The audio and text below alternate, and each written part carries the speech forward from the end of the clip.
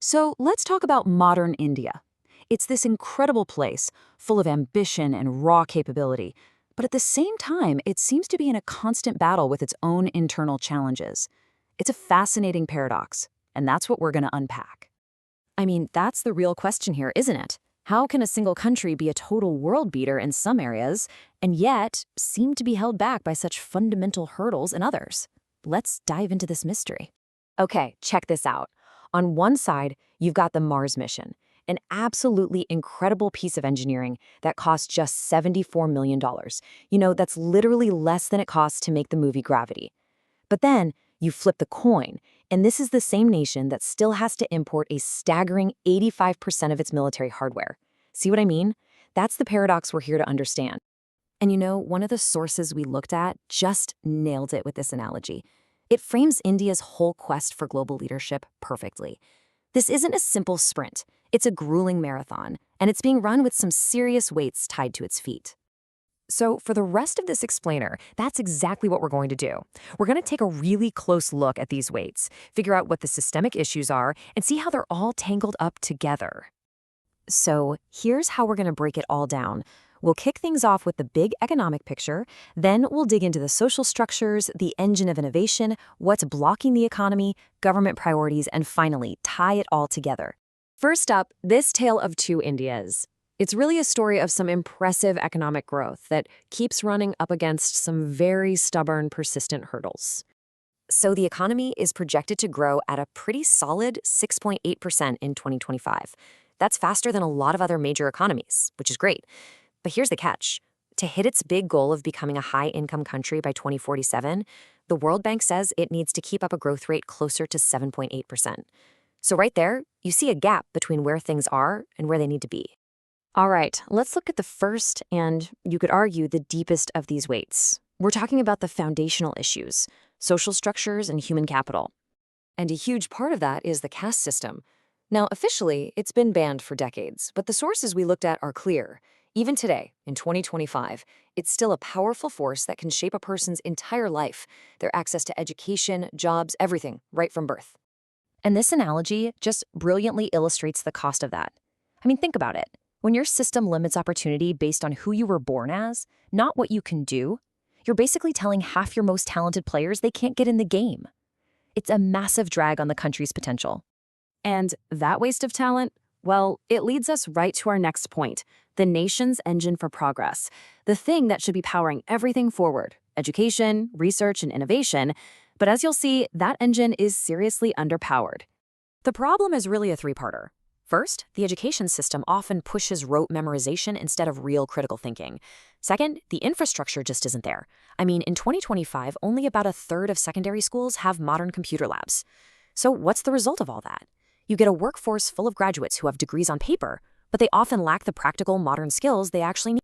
And honestly, this next analogy from the sources is just perfect. It's like you've got a factory that's churning out thousands of cars, but they're all missing their engines. They look the part, but they can't actually go anywhere. That's the problem. And maybe a big reason the engine is missing is because it's being starved of fuel. Get this number. India spends just 0.64% of its GDP on research and development. Just let that sink in for a second. Now let's put that in perspective, because on its own, that number might not mean much. But look at this. The USA spends 2.8% and China spends 2.1%. We're not talking about a small gap here. This is a massive gulf in investment, and it has a direct impact on innovation and staying competitive. So you can imagine how this plays out, right? When it comes to things like developing your own high-tech defense systems, this kind of chronic underinvestment makes you incredibly vulnerable. It's basically like showing up to a technological gunfight with a knife. So all of this, it creates this blockage in the system. Which brings us to our next point, a blocked economic flow, where wealth and opportunity just aren't circulating the way they should be. Wow, just look at this chart for a second. As of 2023, the top 1% of the population controlled over 40% of the entire nation's wealth. That kind of extreme concentration is like a giant dam, holding back the economic flow from reaching everybody else. And for everybody else, for that other 99%, here's the reality. A staggering 93% of the entire workforce is in what's called the informal sector. And what that means is little or no job security, very few benefits, and often incredibly low pay. It creates this constant cycle of just trying to get by for millions and millions of people. So, with all these challenges, who's steering the ship? Well, that brings us to our next section on governance, spending, and leadership priorities.